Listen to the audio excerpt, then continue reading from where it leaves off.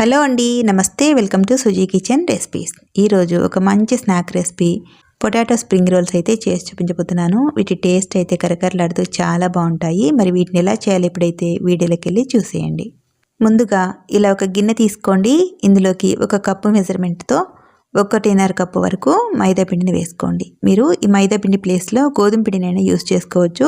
నేను ఇక్కడ మైదాతో చేసి చూపిస్తున్నాను. ఇందులోకి ఒక పావు స్పూన్ వరకు సాల్ట్ వేసుకోండి. అలాగే ఒక 2 టేబుల్ స్పూన్ల వరకు ఆయిల్ వేసుకొని ఈ పిండిలో ఆయిల్ కలిసేలాగా ఇలా చేతితో రబ్ చేసుకుంటూ ఒకసారి మిక్స్ చేసుకోండి మొత్తం కూడా. ఆ తర్వాత ఇలా నీళ్ళని కొద్ది కొద్దిగా వేసుకుంటూ ఈ పిండిని సాఫ్ట్ ముద్దలాగా మిక్స్ చేసుకోవాలి. మరీ గట్టిగా ఉండకుండా కొంచెం పూరి పిండిలాగా కలిపేసుకోండి. ఇలా మొత్తం కూడా కలిపేసుకున్న తర్వాత ఈ పిండి ముద్ద ఆరిపోకుండా మూత పెట్టి ఒక 10 నిమిషాలు పక్కన పెట్టుకోండి. ఈలోపు ఇందులో కావలసిన స్టఫింగ్ అయితే రెడీ చేసుకుందాం. స్టవ్ ఆన్ చేసి ఇలా ఒక కళాయి పెట్టేసుకొని ఇందులోకి ఒక 2 టేబుల్ స్పూన్ల వరకు ఆయిల్ వేసుకోండి.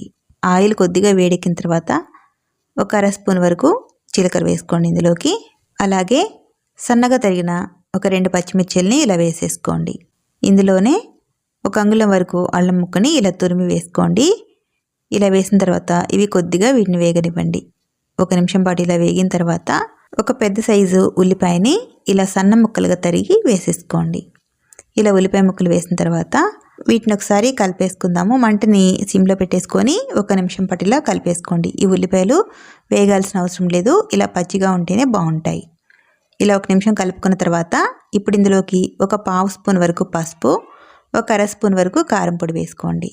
ఆ తర్వాత ఒక అర స్పూన్ వరకు ధనియాల పొడి వేసుకోండి. ఫ్లేవర్ చాలా బాగుంటుంది. ఇవన్నీ వేసిన తర్వాత వీటినంతా కూడా ఒకసారి కలిపేసుకుందాం. 1 నిమిషం పాటు ఇలా వేగించేసుకున్న తర్వాత ఇందులోకి ముందుగా ఉడికించుకున్న బంగాళదుంపని ఇలా తురిమి వేసేసుకోండి. ఇలా తురమకుండా అయినా సరే చిన్న ముక్కలుగా కట్ చేసి అయినా వేసేసుకోవచ్చు. నేను ఇక్కడ తురిమి వేస్తున్నాను. ఇలా తురిమి వేయడం వల్ల మసాలాలంతా కూడా చక్కగా పడతాయి. ఇలా వేసిన తర్వాత ఇందులోకి సన్నగా తరిగిన కొత్తిమీర కూడా కొంచెం వేసుకొని మొత్తం కూడా ఒకసారి మిక్స్ చేసుకోండి. ఒక 2 నిమిషాలు ఇలా వేయించేసుకుంటే సరిపోతుందండి. మనకి స్టఫింగ్ అయితే రెడీ అయిపోయింది. స్టవ్ ఆఫ్ చేసుకొని దీన్ని పూర్తిగా చల్లారే వరకు పక్కన పెట్టేసుకోండి. ఇప్పుడు ముందుగా కలిపి పెట్టుకున్న ఈ పిండి ముద్దనైతే అయితే చూద్దాము. 10 నిమిషాలు పక్కన పెట్టేసాం కదా, చాలా సాఫ్ట్గా అయిపోయింది. ఇలా మరొకసారి రోల్ చేసుకున్న తర్వాత ఈ పిండిని ఇలా రోల్ చేస్తూ చిన్న చిన్న ముద్దల్లాగా చేసి పక్కన పెట్టేసుకోండి. ఈ స్ప్రింగ్ రోల్స్ చేయడానికి చపాతీలు చాలా పలచగా చేస్తాం కాబట్టి ఈ పిండి ముద్దల్ని చాలా చిన్నవిగా తీసుకోండి.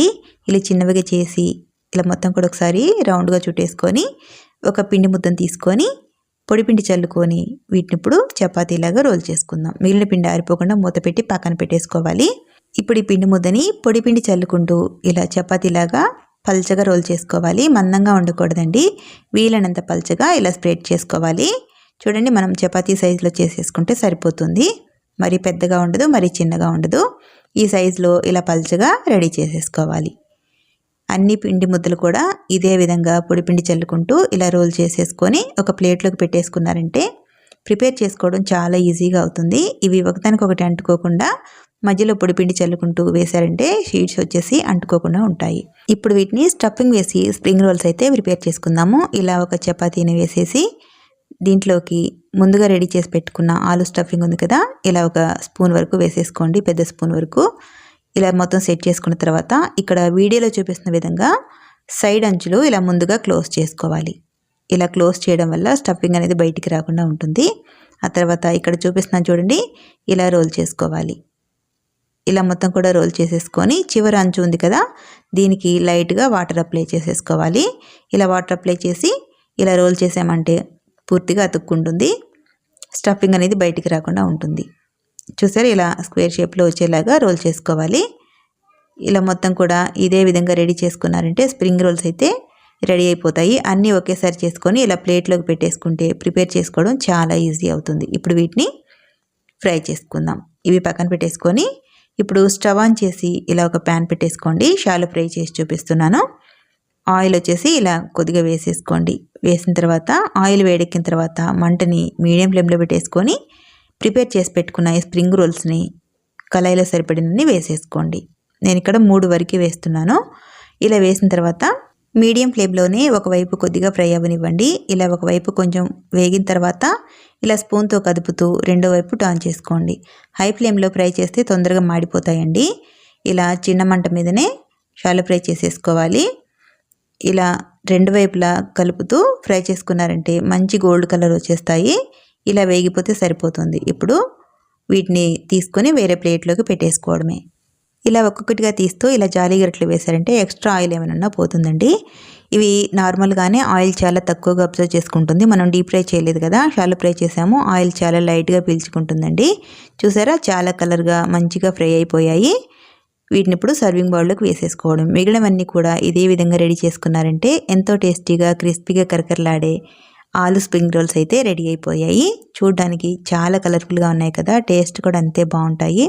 ఈవినింగ్ టైంలో పిల్లలు తినడానికి చాలా బాగుంటాయండి. పిల్లలకి బాగా నచ్చుతుంది కూడాను. మీకు ఇక్కడ ఒకటి కట్ చేసి చూపిస్తాను చూడండి, చాలా క్రిస్పీగా వచ్చింది. ఇందులో ఉన్న ఆలు స్టఫింగ్ వల్ల ఈ స్ప్రింగ్ రోల్స్ అయితే టేస్ట్ చాలా బాగుంటాయండి. చూడండి ఎంత చక్కగా వచ్చాయో. మీరు కూడా ఈ టేస్టీ ఆలు స్ప్రింగ్ రోల్స్ని ఈ ప్రాసెస్లో ట్రై చేసి ఈ రెసిపీ ఎలా వచ్చిందో కామెంట్ రూపంలో తెలియచేయండి. మరి ఈ వీడియో కనుక మీకు నచ్చితే ప్లీజ్ ఒక లైక్ చేసి ఈ వీడియోని మరికొంతమందికి షేర్ చేయండి. అలాగే subscribe to my YouTube channel. Thank you.